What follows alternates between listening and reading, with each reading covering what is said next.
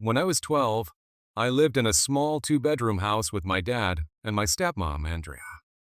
The house wasn't anything fancy, just a squat little thing with cracked beige siding and a narrow hallway that connected my room on one end to theirs on the opposite side.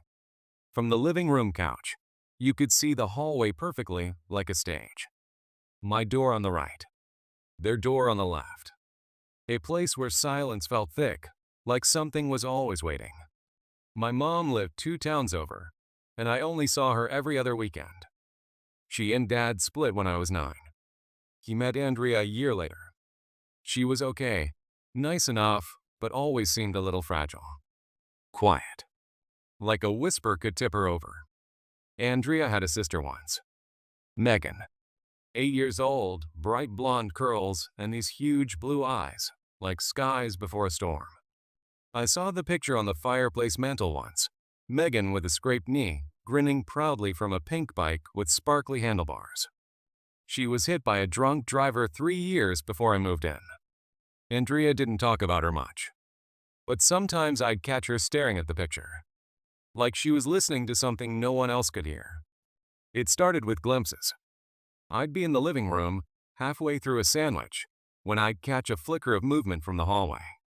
A shape, small, quick, darting from my room into theirs. I'd look up, and the hallway would be empty. Always empty. I told myself I was imagining it. Just tricks of the light.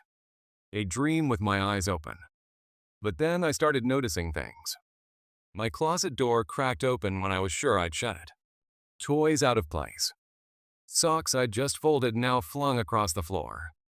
Once, I found my baseball cap soaked and sitting in the bathroom sink. No one claimed they'd touched it. The moment everything changed was over a jar of pickles. It was a normal Saturday.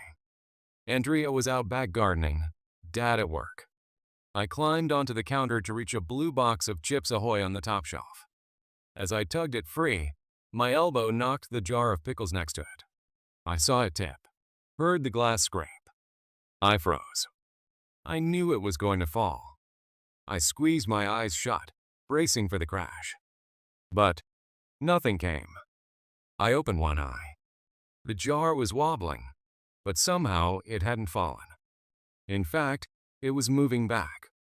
Slowly, steadily, as if pushed by invisible hands. It slid perfectly back into place. I just stood there, heart hammering like I'd run a marathon. My skin felt cold. The air was suddenly thick, like it had weight. I didn't say anything to Andrea that day. Months passed. The glimpses didn't stop. I saw her more clearly now, a girl with long blonde curls, always just ahead of me, always turning a corner or vanishing into shadow. Once, I swear I saw her standing in the doorway to my room, just watching. When I blinked, she was gone. Andrea grew quieter too. She would pause in the middle of stirring a pot or folding laundry, staring into space. Once I caught her whispering Megan's name under her breath in the hallway. Then one rainy Tuesday, she sat me down. "I'm going to try something tomorrow while your dad's at work," she said. Her voice trembled. A seance. Just to talk. To make sure she's okay. I blinked. A seance? "I've been seeing her too," she said. It's time. That next afternoon, the house felt heavier than usual. Andrea invited over 2 friends from her yoga class. They wore beaded necklaces and smelled like sage and patchouli. One of them, Lydia, brought her 4-year-old daughter, Ellie. They dimmed the lights, lit candles, and sat cross-legged around the coffee table. I didn't want to join, but Andrea insisted I stay close. "You're part of this too," she said. Her eyes looked glassy. They each took turns speaking aloud. "Megan," Andrea whispered. "It's me. It's your sister. I miss you so much. Are you still here?" Silence. "Megan," one of the women said, "we love you. We hope you're safe." The flames flickered, but that could have been a draft. Then Ellie stopped playing with her dolls. She stood up, eyes wide. Her mouth opened slowly as she pointed at the corner near the hallway. "Who's that girl?" she asked, We all froze. Andrea's hand gripped mine. Where, sweetie? There. Ellie's finger didn't waver. She wants to play. Andrea's voice cracked. What? What does she look like? Ellie tilted her head. She has curly yellow hair and blue eyes. She's missing her front teeth. She's smiling at me. Silence crushed the room. The candle flame stood straight and tall, the only light. Then, thump. A beach ball, one we hadn't used in years, rolled slowly from the hallway into the living room. Then it bounced lightly, as if someone had tapped it from below. Ellie squealed with laughter. She wants to play catch. The ball bounced again. Once. Twice. Andrea covered her mouth. I wanted to run. I felt the cold again, like ice behind my ribs. I knew what I'd been seeing wasn't in my head. Megan was here. And now she was playing. For a few minutes, Ellie laughed and chased the ball, which rolled and bounced without anyone touching it. Then, nothing. The air stopped. The ball stilled mid-bounce and rolled to a halt. All was still. The candles flickered once more, then settled.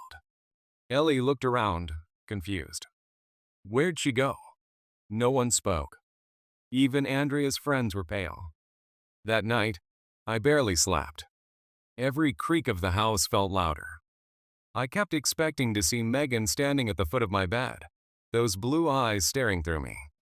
I didn't see her again after that night. Not directly. But sometimes, I swore I could feel her. Like she was still there, watching from just behind the doorframe. A few months later, I asked to live with my mom full-time. I told Dad it was about school friends, just wanting a change. But really, I just couldn't take it anymore. I never told anyone about the jar of pickles, or the time I woke up with a tiny handprint on the fogged-up mirror across from my bed. Now I'm older. I've read books about grief, ghosts, hauntings, but none of it fully explains what I saw. Sometimes I dream of that hallway, of Megan running just out of view, disappearing into the shadows. And sometimes I wonder, what if she's still there, waiting to play?